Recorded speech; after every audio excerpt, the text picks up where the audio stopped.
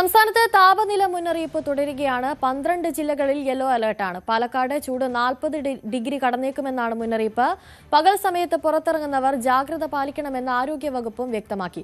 സാരംഗ് സുധാകരൻ ചേരുന്നുണ്ട് കൂടുതൽ വിവരങ്ങളുമായി. സാരംഗ്, അതിശക്തമായ ചൂടാണ് ഇപ്പോൾ അനുഭവപ്പെട്ടുകൊണ്ടിരിക്കുന്നത്.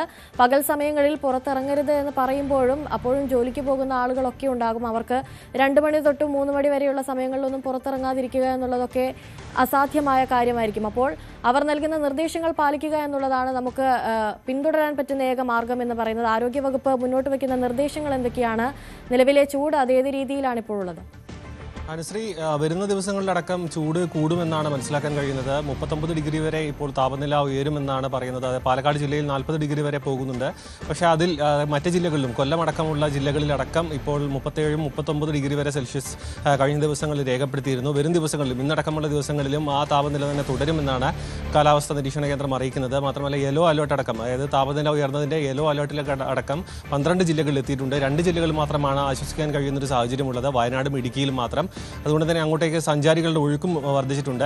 ഇതിനെയായാലും മറ്റ് ജില്ലകളിലെല്ലാം ഈ ഒരു സൂര്യാഘാതത്തിൻ്റെ സാധ്യതയടക്കം കാലാവസ്ഥാ നിരീക്ഷണ കേന്ദ്രം മുന്നോട്ട് വയ്ക്കുന്നുണ്ട്. അതല്ല, ഈ ഒരു നമ്മുടെ ആശുപത്രികളിലടക്കം, അതായത് മെഡിക്കൽ കോളേജിലടക്കം ഇപ്പോൾ ഹീറ്റ് ക്ലിനിക്കുകളും ഹീറ്റ് കമ്മിറ്റികളടക്കം രൂപീകരിച്ചിട്ടുണ്ട്. അതായത് പെട്ടെന്ന് സൂര്യാഘാതം അടക്കം ഏൽക്കുമ്പോൾ അടിയന്തരമായിട്ടുള്ള ചികിത്സ വളരെ വേഗം നൽകാനുള്ള സംവിധാനങ്ങൾ ഇപ്പോൾ മെഡിക്കൽ കോളേജുകളിലും മറ്റ് താലൂക്ക് ആശുപത്രികളിലടക്കം ഒരുക്കിയിട്ടുണ്ടെന്നാണ് മനസ്സിലാക്കാൻ കഴിയുന്നത്.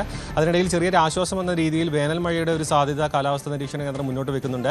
ഒറ്റപ്പെട്ട ചെറിയ രീതിയിലുള്ള മഴ ഉണ്ടാകാൻ സാധ്യതയുണ്ട്. പക്ഷേ അത് വരും ദിവസങ്ങൾ, അതായത് 2 ആഴ്ചയ്ക്ക് ശേഷമാണ് കൂടുതൽ സാധ്യതയെങ്കിലും ഈ ഒരാഴ്ച അടക്കം സാധ്യത നിലനിൽക്കുന്നുണ്ട്. അതിനൊപ്പം തന്നെ നമ്മുടെ MD ഡയറക്ടർ അടക്കം പ്രതികരിച്ചതിൽ വ്യക്തമാണ് ഇത്തവണ മൺസൂൺ മഴയും കാര്യമായ രീതിയിൽ കുറവുണ്ടാകുമെന്നടക്കം പറയുന്നു. അതായത് ഈ ഒരു ഏപ്രിൽ മെയ് സമയം കഴിഞ്ഞാൽ പോലും ഈ ചൂടിൻ്റെ ഒരു പ്രഭാവം കൂടുതൽ മാസങ്ങളിലേക്കടക്കം നീണ്ടു നിൽക്കാനും സാധ്യതയുണ്ട്. അതിനൊപ്പം തന്നെ ചേർത്ത് വായിക്കേണ്ട ഒന്നാണ് KSEBിയിൽ നിന്ന്, അതായത് വൈദ്യുതി ഉപയോഗത്തിലുള്ള വലിയ രീതിയിലുള്ള വർധനവ്. കഴിഞ്ഞ ദിവസം അടക്കം 600 മെഗാവാട്ടിലേക്കടക്കം അധികം വൈദ്യുതി ഉപയോഗിച്ചിട്ടുണ്ട്.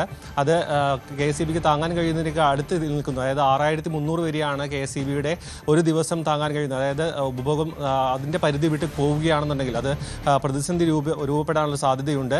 നിലവിൽ കഴിഞ്ഞ ദിവസം നടന്ന ഈ ഒരു ഉന്നതതല ചർച്ചയിലടക്കം നിലവിൽ ബുദ്ധിമുട്ടുകളില്ല, അതായത് വലിയ രീതിയിലുള്ള പ്രതിസന്ധി ഇല്ല എന്നാണ് വിലയിരുത്തിയത്. പക്ഷേ വൈദ്യുതി ഉപയോഗം ഇത്തരത്തിൽ വർദ്ധിക്കുകയാണെന്നുണ്ടെങ്കിൽ അത് കൂടുതൽ പ്രതിസന്ധിയിലേക്ക് എത്താനും സാധ്യതയുണ്ട്. നമുക്കറിയാം, ഗ്യാസിൻ്റെ ലഭ്യത കുറഞ്ഞതുകൊണ്ട് തന്നെ ഇൻഡക്ഷൻ കുക്കറിലേക്ക് അടക്കം മാറിയതും ഈ ഒരു വൈദ്യുതി ഉപയോഗത്തിൻ്റെ വർധനവ് കാരണമായിട്ടുണ്ട്.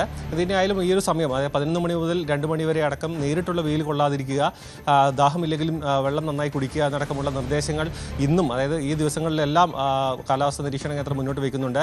കനത്ത ചൂട് തന്നെയാണ്, സൂര്യാഘാതം ഏൽക്കാനുള്ള സാധ്യതയും നിലനിൽക്കുന്നുണ്ട്. അനുസരിച്ച് ശരി, സാരംഗ് സുധാകരനാണ് കൂടുതൽ വിവരങ്ങൾ നൽകിയത്.